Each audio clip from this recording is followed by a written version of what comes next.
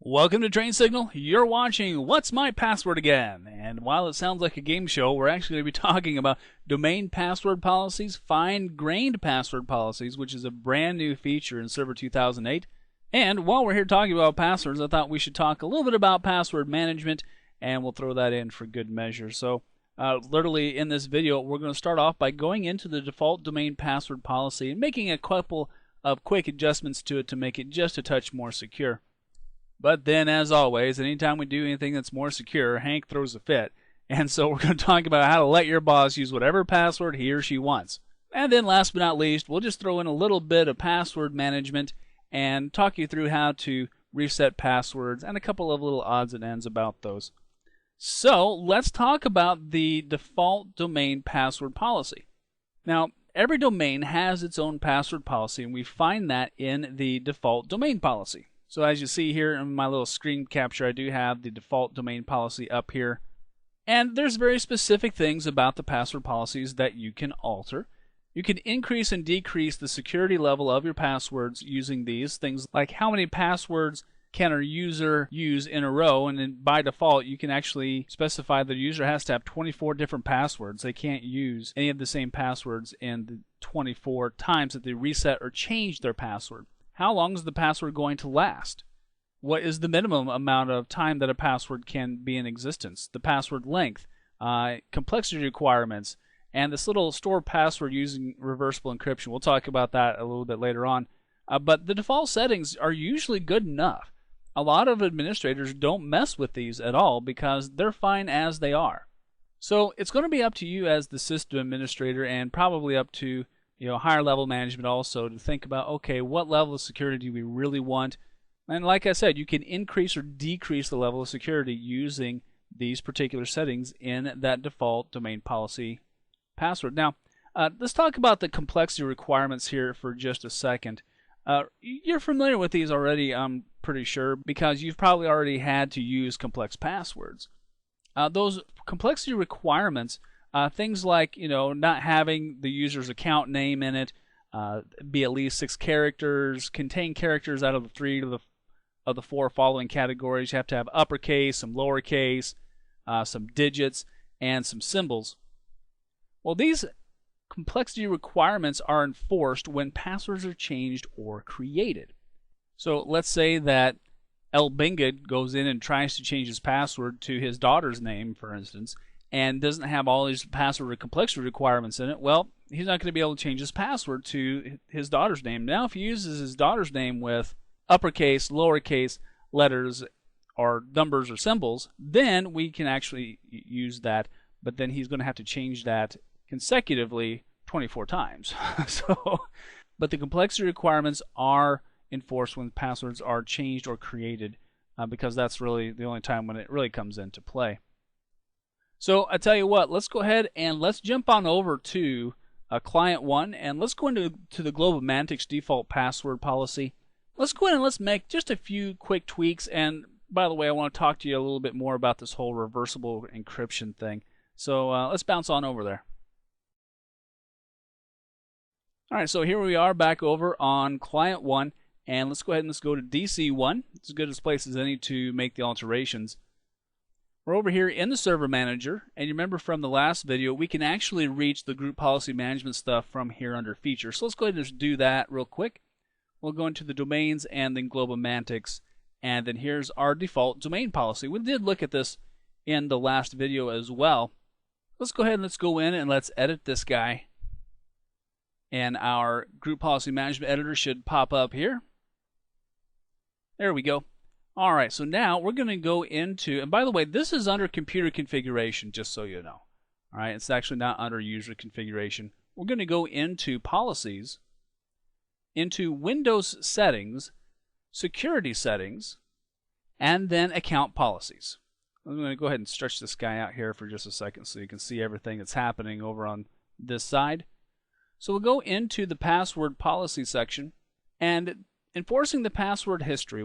Basically, this is going to set up so that the last 24 passwords you can't reuse. Okay, so a user is going to have to go through 24 different passwords before they can start reusing some of their old passwords.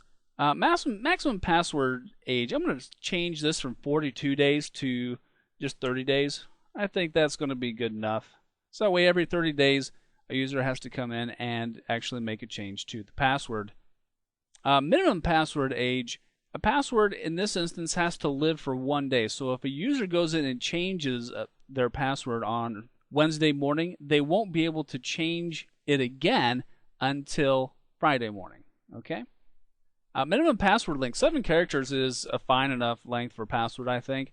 The complexity requirements are already enabled. Let's go ahead and just double click on this guy, and you can see the explanation. It's the same thing that I have in my instructor notes, and mostly I left them in the instructor notes just so you have an easy reference for those. So nothing really fantastic or new there. Just make sure that policy actually is enabled, and it is by default in Server 2008. Let's take a look at the store passwords using reversible encryption. You'll notice here that the default is set to disabled. Let's go ahead and open this guy up, and let's go ahead and look at the explanation.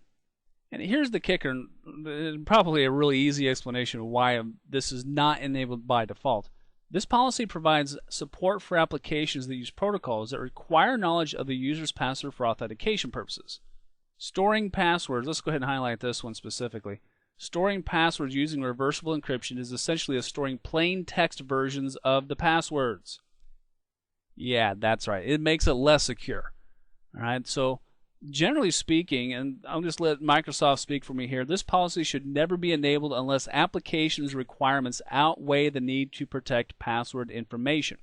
Now, one thing in computer world that we have to face up to, sometimes we have to let go of our security concerns in order to increase user usability. It's fantastic if you have the greatest, most secure network in the universe, but if nobody can use it, it's not worth anything to you. So there are going to be times where you're going to have to make some compromises between security and usability. We're going to talk a little more about that a little later on. But again, this password policy item, generally we just leave it disabled. Okay, there's no reason to enable it unless, again, you have some kind of application that requires this reversible encryption. And how do you know which applications require that? Well, usually if the application doesn't work after you have implemented this kind of password policy, then that's probably a good sign. A lot of times your application requirements are going to tell you straight out that you're going to require a change in the reversible encryption policy. All right, so nothing really that spectacular here. A lot of this is, probably old hat for you, I'm sure, because I'm sure you've probably worked in a place where you had to use complex passwords. 24 different passwords at a time might be a little draconian. So tell you what, let's go ahead and let's crank that down to say, 15. That should be good enough. So making alterations to the account policies here is not difficult. Let's go into this account lockout policy though, okay? The account lockout policy, what this does is it actually locks the user out if so many invalid attempts are actually made. Now you see right now that these are not defined. So at this point in time, no matter who logs into our network, let's say Hank forgets his password, he can try to log in as many times as he likes, and he's not going to get locked out. Now that's not particularly secure again. So I'll tell you what, let's go here to the account lockout threshold. This is going to determine how many times a user can try to log on and not get locked out. All right, so I'm going to go ahead and specify 10. A lot of administrators would prefer something around 5 or 7. But we're a small company, we know who's walking in the door. But keep this in mind, there are hacker attacks out there that use what we call a brute force attack to basically solve passwords. And if you leave this policy set to 0 or just not enabled at all, well, it's a lot easier for a hacker to try to use a brute force attack in order to guess the password and actually access your system. So you want to set this to at least something, okay? It doesn't have to be real low. It can be, 10, 15, but don't just leave it blank, okay, or leave it undefined. So after 10 logout attempts, you'll notice here when I clicked OK, it gave me some additional suggested value changes. Because the value of the logout threshold is now 10 invalid logon attempts, the settings for the following will be changed to the suggested values. Now right now, our account lockout duration, how long is a user locked out before they can try again to get back into the system. Well, the suggested setting for this is going to be 30 minutes. I'm going to recommend probably more like an hour. But you can specify that depending upon what your best guess is. A lot of times the suggested settings are just fine too. And then the reset account lockout counter after 30 minutes. This will, after 30 minutes, let's say that Lance Benga he basically has to wait 30 minutes before he can try again. And usually that's fine. So we'll tell that okay. So I think it's pretty cool and pretty smart of the guys and gals at Microsoft to specify suggested settings, kind of helping those folks who are new to this kind of world, giving them at least a baseline to start from. You know, generally speaking, I wouldn't recommend any less than 30 minutes for an account lockout duration. If you specify it to like 5 or 1, you know, you're leaving yourself open for a little bit of an attack there. Now, granted, keep in mind that if this is a local user to your network, chances are in order to perform that brute force attack, they're going to have to be on the premises. So that also is a physical security issue, but more about that stuff later on, probably in a completely different course. So before I digress too far, I think we've talked enough about the different password policies here that you're going to need to know absolutely. So let's go ahead and let's bounce back on over to the slides now, and let's talk about how do we allow exceptions for this kind of thing, because I got to tell you what, Hank is going to be really mad about this.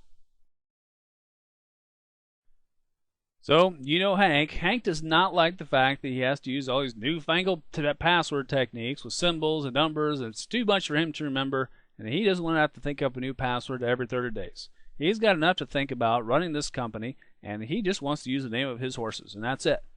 All right, well, fortunately, we can do something about that. We can use a technique that's called fine-grained password policies. Now, this is, again, something that's new in Server 2008, and we can exempt Hank and anybody else that are going to be members, a part of this executives group that we created a while back, from those default domain password policy settings. So what we're going to do is we're going to reduce the complexity requirements for Hank, and we're also going to extend the expiration date so that Hank and any other user that gets put into the executives group will only have to update their passwords every 3 months. So I think that's going to be okay to have a small amount of users to do that. I know this is kind of a beer and pretzels talk, but a lot of security folks might disagree with me a little bit about that, and they say, well, you know, they're executives, they have access to high-level information, so they really need to have really secure passwords. And yeah, in theory, that's absolutely true. But again, sometimes we have to make security concessions for usability, especially for the people who sign our paychecks. So let's talk about this fine-grained password stuff, all right? Now, normally you only have one password policy setting in your entire domain. But what we can do is we can create these things called password setting objects, and the acronym for that is PSO if you're cool. But we can create multiple password policies for individual users, or even for entire groups of users that users are part of. Now here's the kicker, all right? Your functional level, all right? We've talked a little bit about this in the past, but your domain functional level must be at a 2008 level. What that really means is that all your domain controllers in your network have to be Server 2008. And you know what? When we get into the demonstration on this one, I'll go and I'll show you exactly how to figure out what functional level you're working at too. Now, this isn't as easy as a lot of folks initially think. A lot of the veterans thought, hey, that means we can just go in and start changing the password policy on individual organizational units, and that's not going to be the case. You can't actually use this technique on organizational units, okay?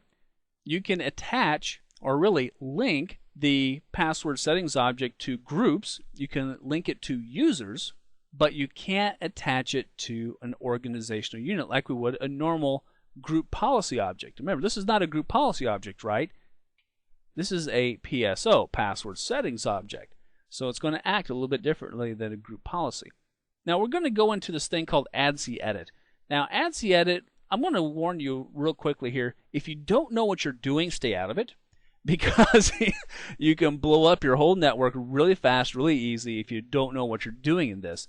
This is a low-level editor that allows you to edit the Active Directory database directly. So what does that translate into? it translates into the fact that this can be a precarious place to go into and start messing around with stuff if you don't understand it and you don't know what you're doing. Now, fortunately, you have an instructor who's going to walk you through each and every step of this, right? So the password settings object is pretty tough to squirrel something up in here. Not impossible, but it's pretty tough. So what we're going to be doing is a fairly simple edit. I'm going to walk you through it step by step. So now we've talked about this a little bit, let's go ahead and move back on over to client 1. Let's go ahead and set this password settings object up for Hank and anybody else that we decide to put into executives. Alright, so we're back over here on client 1 in the remote desktop for DC1. We're currently in the group policy management editor. That's not really what I'd like to be. Let's go ahead and close that guy out. And tell you what, before we make all this happen, let's go ahead and let's go over to client 2, and we'll do this straight from the virtual machine here. Let's go ahead and log off Lance Binga, and let's just see if we can actually get Hank's horse's name to become our password. So first we'll go ahead and we'll log on with Hank's old password here. So go ahead and we'll do a Control-Alt-Delete. And we'll go in here and click on Change a Password. We'll put in Hank's old password. And now we'll try one of Hank's horse's names. We'll try Gutsy Oats here. Alright, so do all lowercase G-U-T-S-Y. And then we'll try it again. Oops, you know what? I didn't get that right. G-U-T-S-Y-O-A-T-S. Gutsy Oats. And we'll try it again here. And now let's see what we get when we hit the Enter key. We got access denied. So we have our password not working correctly. Alright, so if we want to try it just one more time just to make sure here.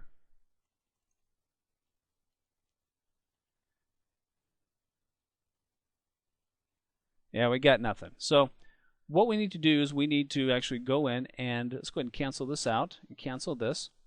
Let's go back over to client 1 and through our remote desktop connection here, let's go ahead and let's create that exception in the password policy for Hank, specifically for all the users that we place into the executives group, so they can pretty much use whatever password they like. Now we can't do this from here in Server Manager.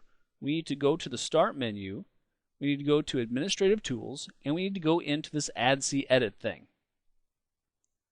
So here we are in ADC Edit. Now, just so you know, you might need to connect to globalmatics.com. I know you might think it's kind of weird to connect to this particular machine, but this ADC Edit actually allows you to connect to pretty much any of the Active Directory databases that might be on your network. But for right now, we're of course connected to globalmatics.com. We'll go into globalmatics.com here and we'll go into System. And here inside of System, we have our password settings container. So let's go ahead and double click on that guy and open him up. So we have a container here for our password policies. In order to create a new password settings object, a PSO, we right click, select New, and select Object. Now we're going to select the only class that's available, password settings. Big surprise, right? We'll tell it next. Alright, so now we're going to be walking through kind of this little rough wizard type of thing. We're going to create a common name for the password. Now the common name is really kind of a friendly name, so we're going to call this Executives Password Policy. Alright, something that's really easy for us to remember. We'll tell it next. Now, a password setting precedence basically determines if a user is part of different groups that have multiple password setting objects applied to them. So let's say that Hank is part of 2 groups, and each of these groups has a different password settings object applied to it. Well, the value in this particular box of the particular password settings object that is highest will win. So we're going to set this guy to 1. That should be good enough. We'll tell it next. Password in reversible encryption status. Now we've talked about that, right? That's a bad thing for security. So what we're going to type in there is false. So this one's going to be true or false. Okay? So we'll tell it next. Password history length for user accounts. This is how many consecutive passwords Hank can use, how many different passwords he can use before he has to think up new ones, right? Hank has, we know, 5 horses, all right? So Hank can use, every time that he has to change his password, a different name of a different horse for 5 times, okay, before he can go back and start using the first horse's name. Does that make sense? Right, so if Hank has 5 horses and he starts going down his list, let's say he's using Gutsy Oats this time, well, he has to come up with 4 other horse names in consecutive order before he can come back and use Gutsy Oats again. All right, so we'll tell it next. Password complexity status for user accounts. Well, that's that whole set of complexity requirements I was talking to you earlier about. And again, this is another one of those things. So we're going to put in here false for this one as well. And now minimum password length for user accounts. Let's do 4 characters. Okay, I know it's not very high. I don't know how long Hank's horses' names actually are. I know Gutsy Oats, that's all I know. So it's going to be 4 characters. Minimum password age. How long can a password actually last? All right, so here's the deal. For these duration items, we have to use a very specific syntax, which is the amount of days with a colon, hours, colon, minutes, colon, and seconds. So basically the value I put in here is exactly 1 day, no hours, no minutes, and no seconds. Okay? So the password that he creates has to live at least 1 day before he can change it again. We'll tell it next. And now what is the maximum password age for user accounts? So we're going to put in here the number of days, 90, colon, 00 for the hours, 00 for the minutes, colon, 00 for the seconds. Okay? So this is going to be good for 90 days before Hank has to change his password to a name of a different horse. All right, we'll tell it next. All right, lockout threshold for lockout of user accounts. How many times can Hank try to log in before he gets locked out of his own account? Well, I'll tell you what, let's not make Hank too angry. Let's give him 20 chances. All right? We'll give Hank 20 chances before he has to come get us to reset his password. So let's go ahead and tell it next. All right, so now the observation window. Let me tell you about what this is. This is the amount of time that can go by that Hank gets to log in inside of. So let's say that Hank tries his 20 attempts in 20 minutes. Okay? So we'll give Hank 20 minutes. You know, basically the Windows will watch for from the time that he first tries to log on. If he tries all 20 attempts in 20 minutes, then he'll get locked out. Okay? Now we need to specify the right value. So 0 days, 0 hours, 20 minutes, and 0 seconds. Okay? All right, now we'll tell it next. And now let's say that Hank does try 20 times in 20 minutes and gets locked out. Well, how long is Hank going to be locked out for? Well, chances are, if he gets locked out, it'll be about 5 minutes before he calls you on the phone. All right? So in that case, it shouldn't take that long. But I'll tell you what, just in case someone is trying to hack his account, let's go ahead and lock out that account for 60 minutes. Okay? So we'll put it in here, 0 days, 0 hours. Actually, you know what? Since it's 60 minutes, it should be like 1 hour, right? So we'll do 0, 1, and then 0 minutes. And let's do 5 seconds, okay? All right, so we'll tell it next. Now, before we hit finish, because right now I know you're going to want to think, okay, I'm done, right? I'm done. No, you're not. Now we need to decide, actually I should say we need to link this password object to the appropriate group. So we need to click here on More Attributes, okay? And we need to edit this very first attribute. And in the attribute box, we need to put in the distinguished name of the group that we're going to be linking this password settings object to. Now, let me tell you, you remember that whole CN equals OU equals DC equals DC equals thing that we did when we were creating our script and we were actually adding in users from the command line? Well, that's the kind of stuff that we need. Let me show you a really easy way to get to that. Let's go here to the Server Manager, and we're going to go into the Roles section underneath Active Directory Domain Services, Active Directory Users and Computers, Globomantics, New York OU, New York Users. we'll go into the executives item, and we want the distinguished name, the database name of this executives group. I'm going to go here to the View menu and turn on Advanced Features. Okay, this Advanced Features item is going to give me more stuff that I can play with and more detail about the objects here in my domain.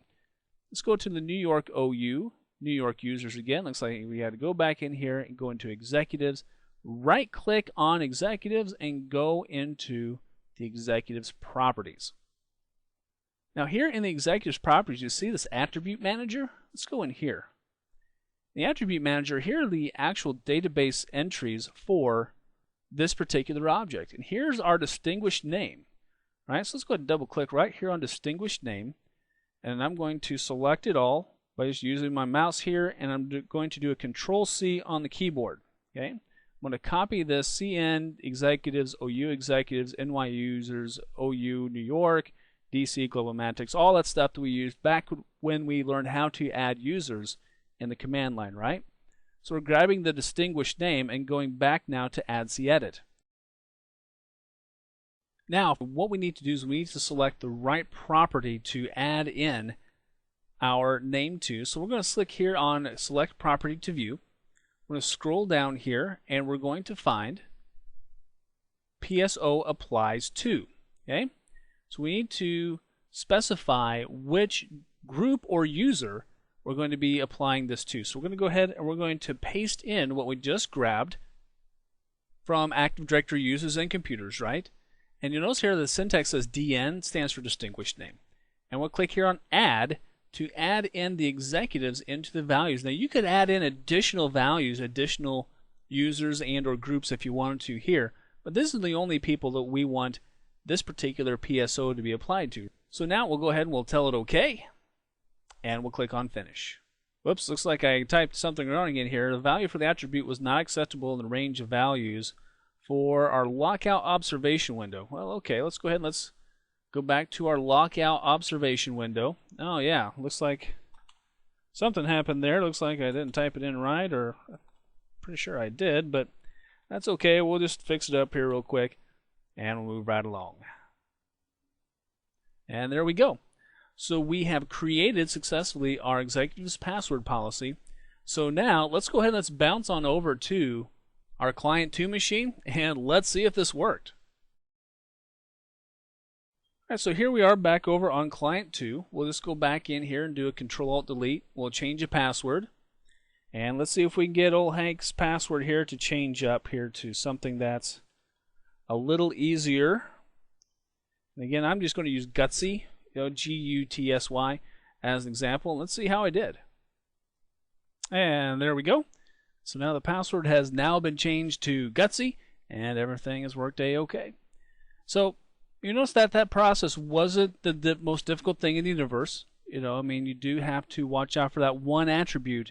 Make sure you specify that it applies to that particular group so that this can actually work. All right, so now that we have talked a lot about the default passwords and how to set up basically a password override through those password setting objects, I want to talk to you a little bit about password management overall. So let's bounce back on over to the slides.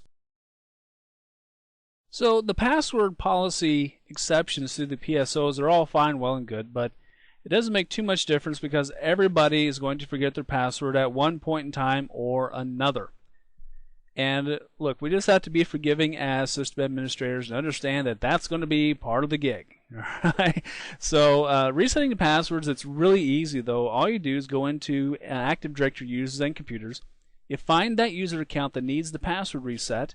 You right click and select Reset Password. I mean, nothing tough here. You change it to something that's easy to communicate, and then you tell the user the new password. Now I want you to keep something in mind here. When you reset the password, make sure that that password you're resetting it to abides by the rules of either the domain or the PSO that you just created. So if you create a PSO like we did for Hank and the executives, then you can pretty much change it and reset the password to whatever you want. It's no big deal. But if it's a standard user like El Binga who does not have that PSO applied to him, then we need to make sure that we abide by those complexity requirements that we were talking about earlier. But don't forget to tell the user that new password. And the best practice is to go back into the user accounts and then force the user to change their password on the next logon. Don't leave it to something that's really simple and something that's easily communicated, especially if you're emailing the password or telling someone the password that is within earshot of another employee. Just go ahead and make sure that they have to go in and change it when they log in with that new password. Now, here's a new thing, okay? Some of you might be familiar with EFS or encrypting file system. Users have the ability to encrypt a file so that only they can look at it. And in previous versions of Server, if a user has a file that's encrypted and you reset the password from an administrator standpoint, that user would no longer be able to get back to the file. And that was a problem. In Server 2008, if you're in a Server 2008 environment, when a password is reset, the user still gets access to their encrypted files. So I think that's way cool. That's something that they should have done a long time ago, and a big round of applause for Microsoft on that one, because they did good for that one. So I just wanted to mention that to you. Once one of the little niceties that's going to make your job as an administrator just a little bit easier. So tell you what, let's bounce back on over to Client 1, and I just want to talk you through how to reset a password real quick, and then also how to make sure that the user has to change their password the next time they log on with it.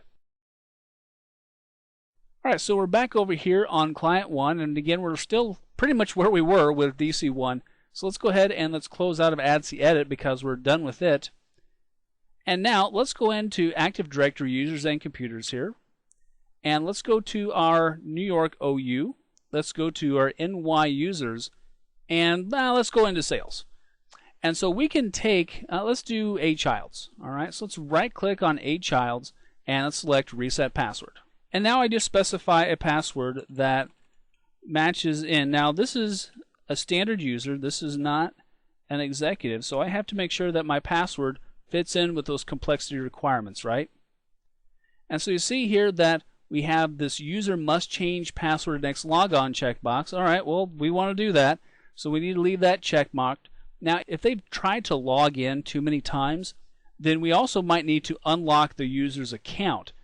Now right now this user's account isn't even locked, so it's no big deal. So we don't have to check this box. It's not going to hurt anything if you do, but this user's account is unlocked already. So the first time that a user calls you up or stops you in the hallway and says, hey, I can't get into my account, when you reset their password, make sure that this little guy is check marked. I'll tell this one OK, and that resets the password for A Childs. I'll tell that one OK. I'm going to right click here and go into the properties real quick.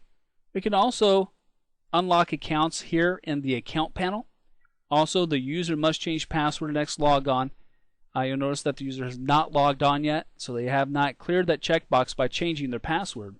And here's a couple other interesting things. User cannot change password, and password never expires.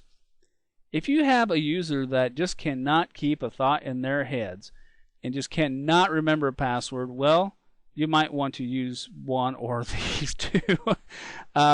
Password never expires is usually not a good security move, though. However, we might need to create what we call a service account eventually. Now, a service account is a specific kind of user account that we use for things like database applications and other types of applications. And if we create a service account, which is basically nothing more than a standard user account, we're probably going to check user cannot change password, password never expires, and also clear user must change password at the next logon. Sometimes we might need to disable an account. Let's say a user leaves the company or goes on vacation. We might disable their account while they're on vacation just to make sure that that account isn't hanging out there and somebody didn't grab the password somewhere along the line. So it might not be a bad thing. Smart cards are becoming more prevalent in a lot of places, so we might need to also include smart card options here. So there's just a lot of stuff in here about passwords and logons and such that you might want to just kind of keep in the back of your head that they're there in case an occasion to use these ever does arise, and it will, I guarantee. Alright, so I just wanted to talk to you just a second about doing some quick account management, some password management. Since we've been talking about passwords, I thought this was kind of a natural place to kind of jump back in here and talk to you about it. Because, I mean, even though Hank is exempt from the default domain policy, that doesn't mean he's not going to forget his password. He might go away for 2 weeks on a rodeo vacation and come back and not remember which horse's name he used. So we might need to go in and reset Hank's account every so often.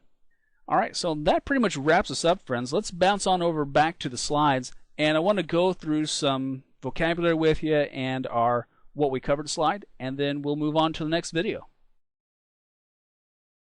Alright, so let's just go back through our critical vocabulary here. The ADSI edit is a low-level utility that we use to edit the Active Directory database directly rather than using the GUI tools. You know, things like Server Manager and whatnot.